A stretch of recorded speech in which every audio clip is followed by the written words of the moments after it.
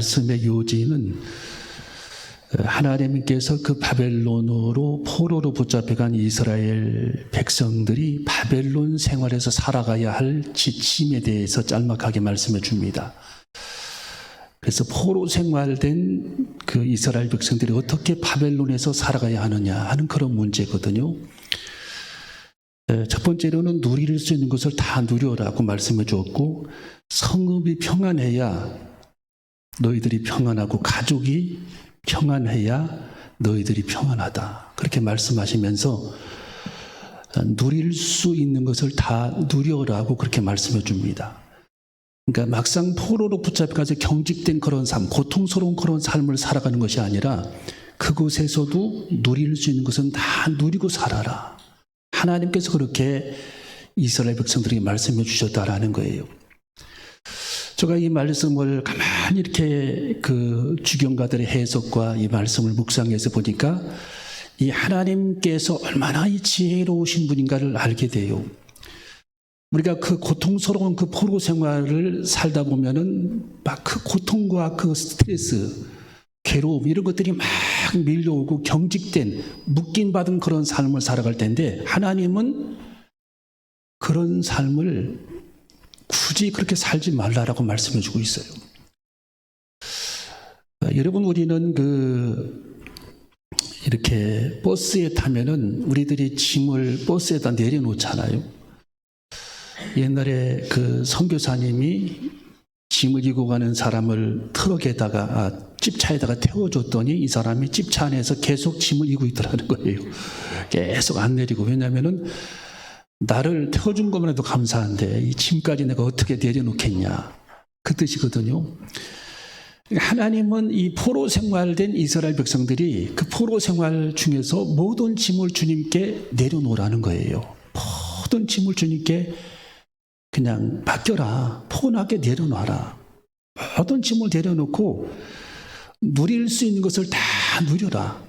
거기서 눌리지 말고 주눅들지 말고 누릴 만한 것들을 다 누려라고 하나님께서 이스라엘 백성들에게 포로 생활된 사람들의 지침을 말씀해 주고 있는 겁니다. 그래서 5절에 보면은 집을 짓고 전원을 만들고 열매를 먹으라. 6절에 아내를 취하고 자녀를 낳고 번성하며 쇠잔하지 않게 하라. 번성하라는 거죠. 그러니까 할 수 있는 일 다 하라는 거예요. 거기에 눌리지 말고. 여러분, 사도 바울은 빌립보 감옥에 있을 때에도 전혀 눌리지를 않았어요. 감옥에 갇히면 확 그냥 눌려가지고 내가 막 죽을까 이런 생각한 것이 아니라 그 분위기와 그 어둠, 바퀴벌레들이 왔다 갔다 하는 그런 곳, 흙바닥에서 잠을 자는 그런 상황에서도 전혀 이 바울과 실라는 눌리지 않고 오히려 양팔에 착고에 매이고 자기 양쪽 발에 쇠사슬에 매인 그 착고를 흔들어대면서 찬송을 불렀던 바울과 실라의 그 마음을 우리도 가져야 할 줄로 믿습니다. 어떤 상황에 처하든지 누릴 수 있어야 되고 그 안에서 기쁨을 찾을 수 있어야 되고 그 안에서 하나님의 은혜를 교감할 수 있는 그런 마음을 하나님께서는 가져야 한다라고 말씀해 주고 있기 때문입니다. 그래서 비록 너희들은 포로 생활된 그런 삶을 살아가지만, 누추한 그런 삶을 살아가지만 그런 환경에 눌리지 말고 전혀 거기에 주눅들지 말고 기쁨을 가지고 누릴 것을 다 누리고 밭을 일구고 채소를 심고 그리고 집을 짓고 나름 행복하게 삶을 살아갈 수 있으니까, 행복한 그런 삶을 누려야 될 그런 자격이 너희들에게 충분히 있으니까 주눅들지 말고 누릴 수 있는 것을 다 누리라고 말씀해 주고 있는 것입니다. 그래서 여러분, 이 편안한 마음을 우리가 갖고 인생을 살아가는 것이 매우 중요합니다. 내 환경이 어떻든, 내 잠자리가 어떻든 내 처한 환경에 너무 거기에 비교의식 가지고 비교하는 것이 아니라 하나님이 주시는 절대 평강과 기쁨을 누리는 절대적인 가치관, 상대평가하면서 막 서로 비교하는 것이 아니라 하나님이 주시는 절대적인 그런 평강과 가치관을 가지고 살아가는 것이 매우 우리들의 삶 속에서 중요하다라고 말씀해 주고 있는 것입니다. 그래서 5절, 6절을 한번 봅니다. 자, 우리 4절부터 한번 읽어봅니다. 4절부터 시작. 만군의 여호와 이스라엘의 하나님, 내가 예루살렘에서 바벨론으로 사로잡혀 가게 한 모든 포로에게 이같이 이르노라. 모든 포로들에게 지침을 알려주겠다. 5절 시작. 너희는 집을 짓고 거기 거하며 전원을 만들고 그 열매를 먹으라. 6절 시작. 아내를 취하여 자녀를 생산하며 너희 아들로 아내를 취하며 너희 딸로 남편을 맞아 그들로 자녀를 생산케 하여 너희로 거기서 번성하고 쇠잔하지 않게 하라. 누리는 삶을 살아가라는 거예요. 그 가운데서도 누리는 삶을 살아가야 한다. 여러분, 우리는 똑같은 비인데 소풍 가는 사람에게는 그게 축복된 비잖아요. 나쁜 비, 소풍 가는 사람에게는 나쁜 비, 기분 나쁜 비잖아요. 똑같은 비인데, 근데 모내게 하는 사람에게는 기분 좋은 비잖아요. 그렇죠? 소풍 가는 사람에게는 에이, 왜 비가 오냐고, 모내게 하는 사람은 오늘 축복받았다고. 똑같은 비인데, 근데 우리는 이렇게 생각해 봐야 합니다. 내가 오늘 소풍 가는데 비가 온다고 생각하면은, 오늘 우산을 파는 우산 장사는 얼마나 많은 돈을 벌까. 그러니까 누군가는 이 비가 오면서 굉장한 그런 축복과 행복을 누린다라는 거예요. 옛날 조선시대 때 정선에 두 아들이 있었는데 어떤 사람이, 하나는 우산 장사예요. 아들이, 큰 아들이 우산 장사, 하나는 둘째 아들은 집신 장사. 그 비가 막 오면은 누구를 걱정하겠어요? 집신을 걱정하는 건 집신 장사. 얘 오늘 안 팔리겠네. 응? 집신은 비가 오면은 못 싣고 다니잖아요. 그 걱정하는 거예요. 또 날씨가 막 좋으면 무슨 걱정하겠어요? 우산 걱정하는 거예요. 오늘 첫째 아들 우산 안 팔리겠네. 근데 반대로 생각하라는 거예요. 반대로. 비가 오면, 우리 큰아들 우산 많이 팔리겠구나. 오늘 굉장한 축복을 받겠구나. 반대로. 우리 인생에 다 마찬가지라는 거예요. 우리는 한여름에도 그 한여름 때문에 많은 축복을 받는 사람들이 있어요. 농산물이 익어가고 벼가 익어가고, 한여름 때문에 그 태양볕 때. 여름이 없다고 생각해 보세요. 우리는 여름이 지겹다고 생각을 하지만 여름이 없으면 식량도 없어요. 그냥 굶게 되는 겁니다. 그 여름은, 뜨거운 태양은 엄청난 그런 축복입니다. 엄청난 축복. 비가 한번 쫙 그냥 50mm 이상 오면은 우리나라가 120조 원씩 돈이 쌓인대요. 왜? 채소가 막 자라나고 열매들이 막 맺히고. 그러니까 우리들이 생각지도 못하는 그런 엄청난 그런 축복된 그런 비라는 거예요. 우리는 단순히 우산 쓰고 가다가 비 몇 방울 맞는 것 때문에 불평하지만 우리나라 전체로 보면 엄청난 하나님의 사랑과 축복의 은혜가 이 땅에 내리는 거라는 거예요. 강렬한 그런 태양빛이 우리는 땀은 흘리게 하고 힘들게 하지만 그게 힘든 게 아니라 사실은 그것 때문에 많은 벼이삭이 익어가고 농산물이 잘 되고 과일들이 익어가는 걸 생각해 보면 우리나라 국민들이 1년 먹거리들이 여름철에 해결이 되는 겁니다. 가을에는 그걸 추수하는 거고요. 그러니까 그렇게 생각해 보면 모든 것이 하나님의 은혜이고 하나님의 축복인데 그걸 하나님의 은혜와 하나님의 축복으로 생각하지 않고 짜증을 내고 불평할 수 있다라는 거예요. 그러니까 우리는 모든 것이 여러분에게 주어진 모든 환경과 봄, 여름, 가을, 겨울이 하나님의 은혜요, 꼭 필요한 날씨요, 하나님께서 우리들에게 골고루 주시고자 하는 하나님의 섭리가 그 속에 녹아 들어가 있기 때문에 우리는 범사에 누리고 감사하는 삶을 살아가는 저와 여러분이 되어줘야 할 줄로 믿습니다. 그래서 하나님께서는 포로 생활하는 이스라엘 백성들에게 주눅들지 말라.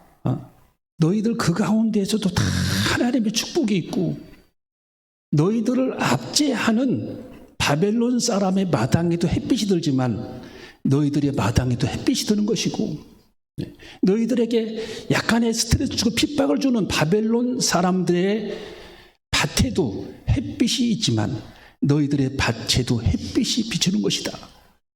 그들의 밭에 비가 내리듯이 너희들의 밭에도 비가 내리는 것이기 때문에 하나님의 사랑은 동일한 것이다. 그리고 나의 사랑은 너희들에게 더 특별한 하나님의 사랑이 있다. 그게 무슨 사랑이냐? 너희들은 70년 만에 해방되어 예루살렘으로 돌아갈 것이다. 하나님이 그런 희망을 가지라고 말씀해주고 있는 것입니다. 여러분, 우리는 내게 하나님께서 주어주신 그 환경에 대해서 늘 감사하고 봄, 여름, 가을, 겨울을 누릴 수 있는 그런 지혜가 필요하다라고 주님이 우리에게 말씀해주고 있는 것입니다. 우리는 누려야 할 줄로 믿습니다. 어떤 상황이든지 하나님께서 내게 허락해 주신 그 상황을 누릴 수 있는 그 지혜, 즐길 수 있는 그런 지혜를 하나님이 가지라고 말씀해주고 있는 거예요. 자, 그러면서 하나님께서 그 바벨론의 포로로 잡혀간 이스라엘 백성들에게 이렇게 두 번째 마지막으로 지침을 내려줍니다. 자, 우리 7절을 읽어봅니다. 시작. 너희는 내가 사로잡혀 가게 한 그 성읍에 평안하기를 힘쓰고 위하여 여호와께 기도하라. 이는 그 성이 평안함으로 너희도 평안할 것임이니라. 아멘. 성읍이 평안해야 너희도 평안하고 가정이 평안해야 너희도 평안하다. 요즘에 우크라이나 전쟁 벌어지니까 나라가 우크라이나 사람 한 사람이 그렇게 인터뷰를 했어요. 우리나라는 굉장히 아름다운 나라인데 사람도 아름답고 들판도 아름답고 초목도 아름답고 곡창지대이고 아파트들이 많이 있어요. 빌딩이 많은데 나라가 전체가 다 황폐하게 되었습니다. 러시아 사람들 때문에, 전쟁 때문에. 그렇게 그분이 인터뷰를 했어요. 나라가 다 황폐하게 됐다고. 여러분, 우리는 우리나라를 위해서도 기도해야 할 줄로 믿습니다. 오늘 하나님께서 너희들이 비록 너희 나라에 바벨론 제국의 포로로 붙잡혀갔지만 성읍이 평안해야 너희도 평안하다. 마을이 평안해야 너희도 평안하다. 가정이 평안해야 너희도 평안하다라고 평안을 위해서 하나님 앞에 기도하라고 말씀해 주고 있는 겁니다. 남의 얘기가 지금 많이 있잖아요. 이스라엘 전쟁도 그렇고 남의 얘기가 아니에요. 남의 얘기가. 하루아침에 그런 일이 벌어지는 거예요. 성읍이 평안할 수 있도록 기도해야 된다. 여러분, 우리는 기도할 제목들이 참 많습니다. 하나님 앞에 늘 기도의 불을 붙잡고 우리나라를 위해서도 기도하고 우리의 대전을 위해서도 기도하고 우리들의 가정을 위해서도 기도하고 하나님의 제단 위해서도 기도하는, 성읍을 위해서도 기도하는, 여러분의 가족을 위해서도 기도하는 저와 여러분이 되어줘야 할 줄로 믿습니다. 여러분, 인생을 살다 보면 우리들이 손을 뻗어야 될 그런 공간 넘어서 많은 부분에 대해서 우리들이 긁어서 부스러움을 낼 때도 많아요. 허황된 어떤 그런 마음가짐 때문에 긁어서 부스럼. 그래서 옛날에 그 노자는 긁어서 부스럼을 내지 말라라는 얘기를 했죠. 우리가 이런 손등에 모기가 물리면 가려워서 긁잖아요. 그러면은 두 번 긁다 딱 말아버리면 이게 아물어 버리는데 오늘도 긁고 내일도 긁고 오전에도 긁고 저녁에도 긁으면 이게 나중에 종기가 생깁니다. 독이 올라가지고. 긁어서 자꾸 문제를 긁어서 부스럼을 내면 문제가 굉장히 큰 문제가 돼요. 나중에는 태산 같은 문제가 됩니다. 아주 작은 문제도 그냥 무시하고 지나가면 되는데 자꾸 긁어서 부스럼을 내면, 지저귀는 새의 소리에 상관하지 말라고 그랬잖아요. 여러분, 새가 얼마나 친히 지저귀입니까? 여기 보면은 그 소리에 일부러 우리는 상관하지 말아야 돼요. 그래서 새는 지저귀인다라고 생각해야 합니다. 여러분, 우리가 인생을 살아갈 때에 귀에 거슬리는 얘기도 많이 듣게 되잖아요. 거기에 일일이 다 대응하고 거기에 응답하다가는 우리는 많은 상처를 받게 돼요. 그리고 괴로움을 당하게 됩니다. 그냥 무시해버리고 자를 것 잘라버리고 관심을 갖지 말아야 됩니다. 여러분, 허황된 망상에 우리들은 부스럼을 내지 않고 거기에 귀를 기울이지 말고 예수님을 날마다 바라보면서 주님의 음성에 두 귀를 기울이고 날마다 십자가를, 예수 그리스도를 두 눈으로 바라보면서 우리 귀는 주님의 음성을 듣고 우리의 두 눈은 주님 십자가를 바라보면서 걸어가는 저와 여러분이 되어줘야 할 줄로 믿습니다. 여러분, 우리는 성읍의 평안, 재단의 평안, 성도들의 가정의 평안을 위해서, 이 민족의 성읍의 평안을 위해서도 하나님 앞에 기도하는 저와 여러분이 다 되시기를 주님의 이름으로 축원합니다.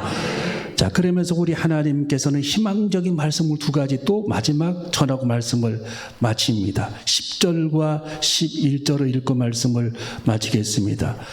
자, 10절과 11절 시작. 나 여호와가 이같이 말하노라.